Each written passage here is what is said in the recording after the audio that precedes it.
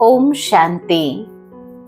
हम सुन रहे हैं कहानी सुनी अनसुनी, जिसमें दादा विश्व किशोर, जिनको प्यार से यज्ञ में भाऊ कहा जाता था, उनके अंतिम देह त्याग का जो सीन था बहुत ही ज्यादा रहस्यमय था, क्योंकि वास्तव में तो शरीर ने ऑपरेशन के समय ही आत्मा का साथ छोड़ देना था, लेकिन फिर भी 5 दिन के बाद समाचार आया कि बाबा ने किस प्रकार बच्चे को जो छुट्टी दी थी, वो छुट्टी वास्तव में ही बेहद सेवा की थी। बहुत सुंदर अव्यक्त बाप दादा का जब संदेश आया तो संदेश में बोला, इस बच्चे की इच्छा थी, दिली तमन्ना थी कि मैं ऑपरेशन कराने जा तो रहा हूं, लेकिन मुझे मालूम है बाबा ने मुझे निश्चिंत बेफिक्र हो जाने का स्पष्ट सर्टिफिकेट दे दिया। और अब ऐसे यज्ञ स्नेही बहुत से महानुभाव, महान कुमार, तपस्वी कुमार तैयार हो गए हैं, अच्छे बुद्धिजीवी। अब मैं अपना बेहद का कार्य प्रारंभ करना चाहता हूँ एडवांस पार्टी में जाकर, तो क्यों ना मैं ऑपरेशन के बहाने जा ही रहा हूँ।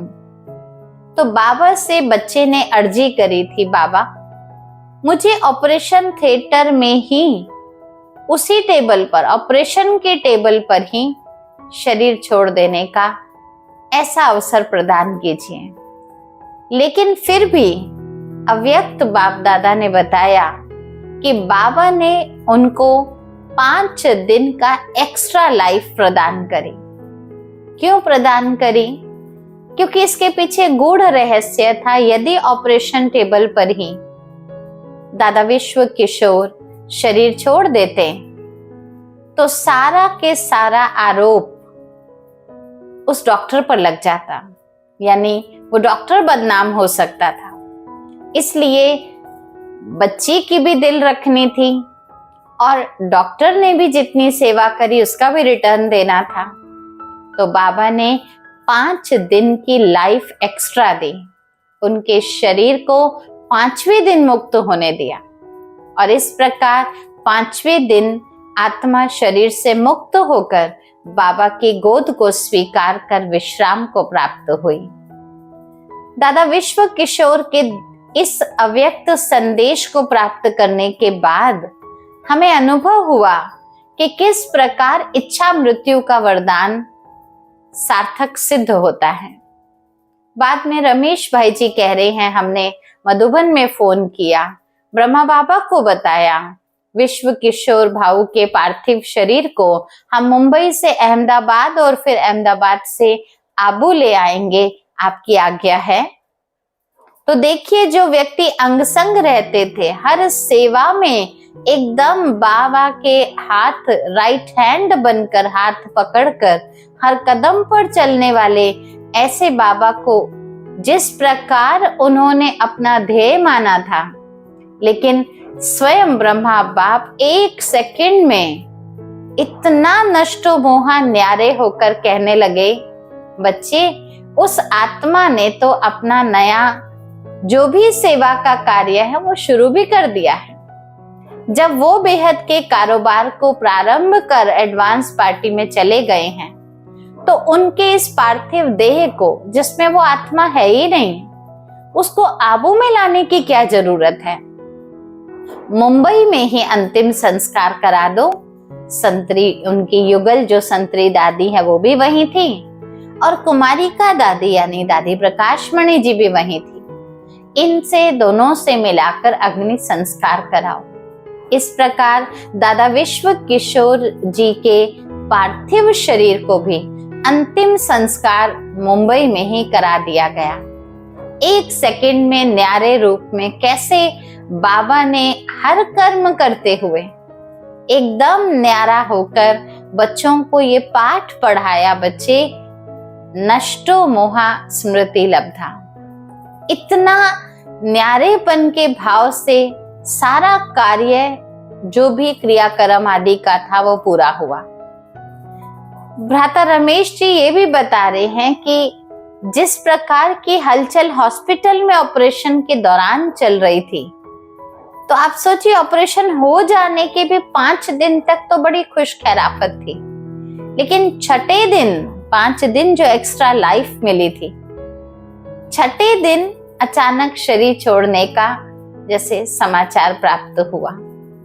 उसके बाद भी उनके शरीर छोड़ने के बाद फिर भी बाबा ने ड्रामा कहकर 1 सेकंड में बात को समाप्त कर दिया और एकदम जैसे बाप का आज्ञाकारी वो बच्चा था, वफादार था, फरमानबरदार था, ऐसे बाबा ने भी उनके प्रति वो नष्टो मोहा स्वरूप को दर्शाकर आज्ञाकारी और धारणाओं पर ही पक्का रहना सिखाया।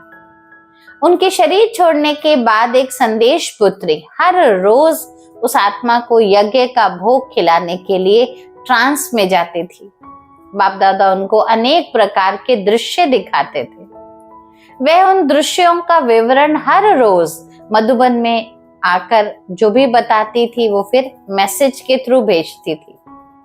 एक दिन बाबा ने किसी बच्चे से पूछा, बाबा, भ्राता विश्व किशोर के प्रति वतन में जो भी दृश्य दिखाए जाते हैं, क्या हम उन्हें क्लास में सुनाएं? पूछा, क्योंकि बिना आज्ञा के तो कोई भी कार्य नहीं किया जाता, क्योंकि सब उनके बारे में पूछते हैं। इस पर बाबा ने बोला, बच्चे, दृश्य सुनाने की दरकार नहीं है, क्योंकि सुनाएंगे अगर तो कुछ ना कुछ पाप चढ़ जाएगा। अब क्या था इसका राज? क्योंकि जो बच्चे विश्व किशोर भाव को याद करते हैं उनका बुद्धि योग दादा विश्व किशोर से जुड़ा हुआ है और बाबा को भूल गए, तो ये तो और ही पाप है ना। आप सोचिए, जितना समय उनको आप उनकी स्टोरी सुनाएंगे, उनके बारे में बात करेंगे, उस समय वो व्यक्ति याद रहेगा, उसका व्यक्तित्व याद रहेगा, लेकिन वो दादा ने जो पुरुषार्थ किया था बाबा को याद करने का, वो पुरुषार्थ तो कोई भी नहीं कर रहा। तो कहा, बाबा की याद भूल कर दादा को अगर कोई, दादा विश्व किशोर को याद करेंगे, ये तो बुद्धि योग बाप से टूटकर बच्चे में लग जाने वाली बात है ना। इसलिए बच्चों को आज्ञा क्या मिली हुई है? किसी भी देहधारी को याद नहीं करना, ना ही किसी को देहधारी की याद दिलानी है। तो हम क्यों उनके जाने के बारे में ऐसी बातें सुनाएं जो उनका बुद्धि योग बाबा से टूटकर दादा से लग जाए। इस प्रकार बाबा अनन्य से अनन्य बच्चों की तरफ भी किसी भी प्रकार का मोह बुद्धि रूपी योग के रूप में लगवाना नहीं चाहते थे। मना नियम तोड़कर हम किसी को स्नेह निभा रहे हैं तो वो स्नेह नहीं है। बाबा का पुरुषार्थ रहता था, कुछ भी हो जाए, कुछ भी, बच्चों का बुद्धि योग एक शिव बाबा से लगा रहना चाहिए बस। भ्राता विश्व किशोर के शरीर छोड़ने के 13 दिन के बाद जब उनके युगल संतरी दादी और शीलेंद्रा दादी मुंबई से मधुबन में आई थी, तो वे बहुत ही भ्राता भाऊ से माना प्यार तो करती थी। शरीर के अंतिम समय तक अनेक प्रकार की वो फोटोज भी खींच के लाई थी, क्योंकि यादगार जैसे होता है संबंध का, तो नेचुरल है ना, हर पल को व्यक्ति याद करना चाहता है। तो वो सारी फोटोज कलेक्ट करके जैसे आई और बाबा को दिखाना चाहती थी। बाबा, अंत समय देखो, भाऊ का ऐसा चेहरा था, ऐसा हो गया था, ऐसा ऑपरेशन के बाद था।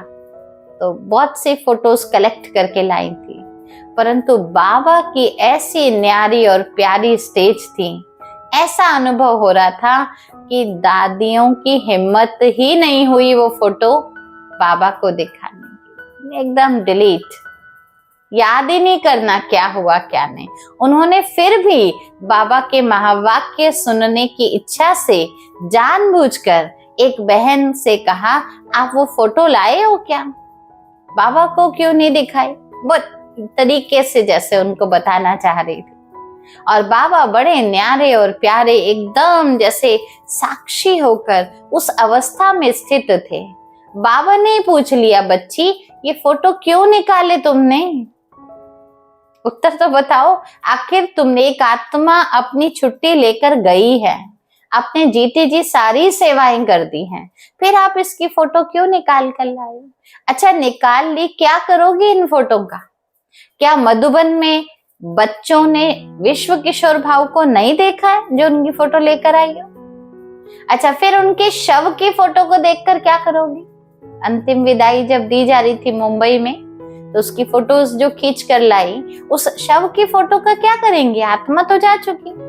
अब इन फोटो को यहीं समाप्त कर दो और देखिए, नष्टो मोहा स्मृति लब्धा, ऐसे स्वरूपा न्यारे प्यारे ब्रह्मा बाप ने बोला, जितना पैसा तुमने इसमें खर्च किया बच्ची, ये सब व्यर्थ गया। तुम जानती हो, बाबा देह से किसी भी आत्मा को प्यार देह देख कर नहीं करते, देह से नहीं करते हैं, आत्मा से बाबा प्यार करते हैं। बाबा जानते हैं वो बच्चा कैसा है, जीते जी अपने जीवन में क्या कमाई करके गया है और भविष्य में वो क्या पद पाएगा। इसलिए ये जो फोटो आदि है ना, ये तो छोटे बच्चों का काम है। बाबा के इस प्रकार के बोल सुनकर दादी कहती, मुझे इतना अंदर से प्रेरणा आई कि बाबा सच में इतने नष्टोमोहा, कल तक जिनके सारे काम उनके अंग संग ही रहा करते थे, और आज उनके फोटोज की भी उनको कोई दरकार नहीं। सिर्फ वो जो फोटो खिंचवाई थी, वो भी बच्चे की सिर्फ आने वाले जो बच्चे हैं उनकी यादगार रूप के लिए। बाबा का कितना लाडला बच्चा, लेकिन बाबा का ना लौकिक में मोह था, ना किसी अलौकिक रूप में मोह था।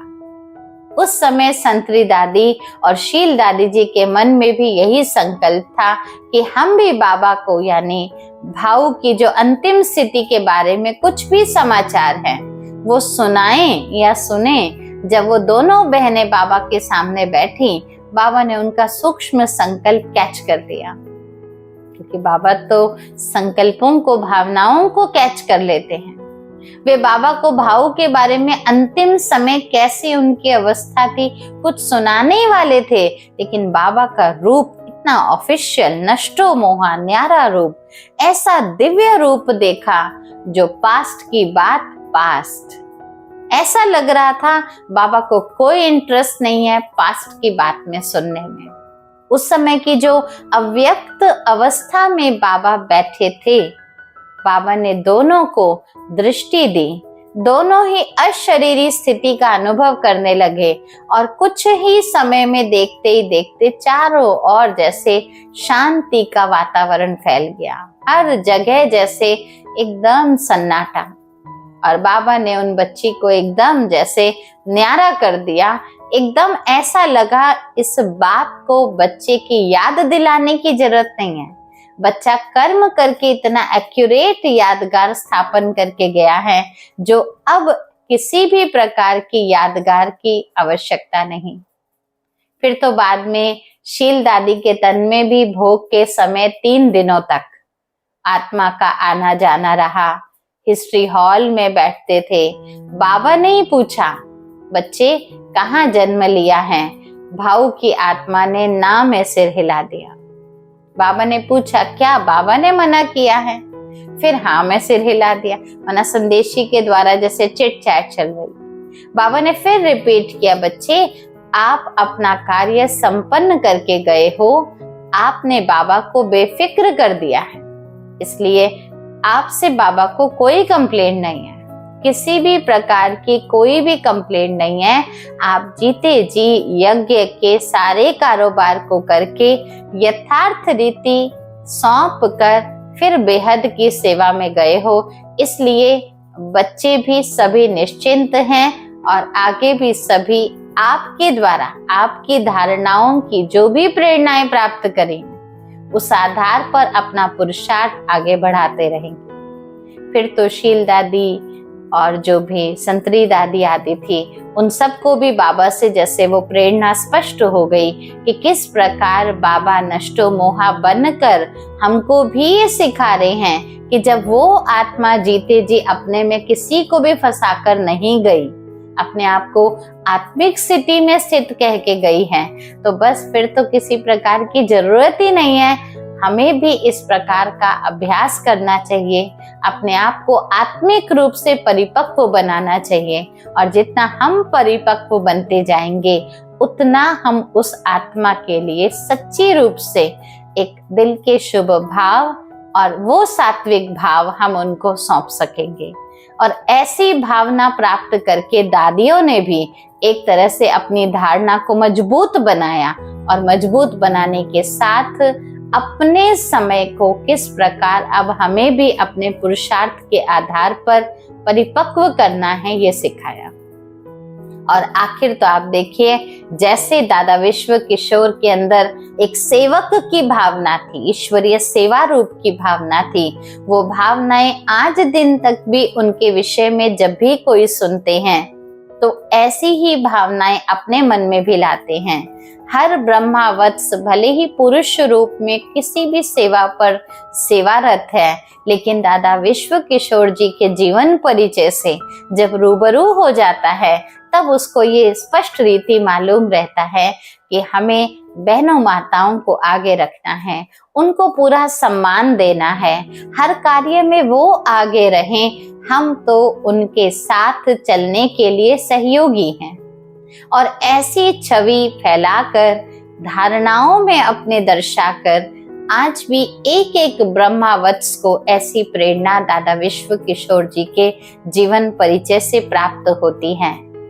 आखिरीन 12 मार्च 1968 को ब्रह्मा बाप से 1 वर्ष पूर्व की बात है, कुछ महीने की, आपने अपना पुराना देह त्यागा था। आप अपनी इच्छा से इच्छा मृत्यु के वरदान को सार्थक करते हुए एडवांस पार्टी की जो बेहद की सेवाओं को चुनते हुए अव्यक्त वतनवासी हुए। और आज भी अनेक ब्रह्मावत्स आपको बाबा के अंग संग किस प्रकार सेवाओं में तल्लीन रहते हुए आपकी शिक्षाओं से वो अनुभव प्राप्त करते हैं और आगे भी प्राप्त करते रहेंगे। यही हमारी भाव विश्व किशोर जी के लिए सच्ची श्रद्धांजलि होगी। ऐसी श्रेष्ठ आत्मा को हम सभी ब्रह्मावत्स शत शत नमन करते हैं। ओम शांति।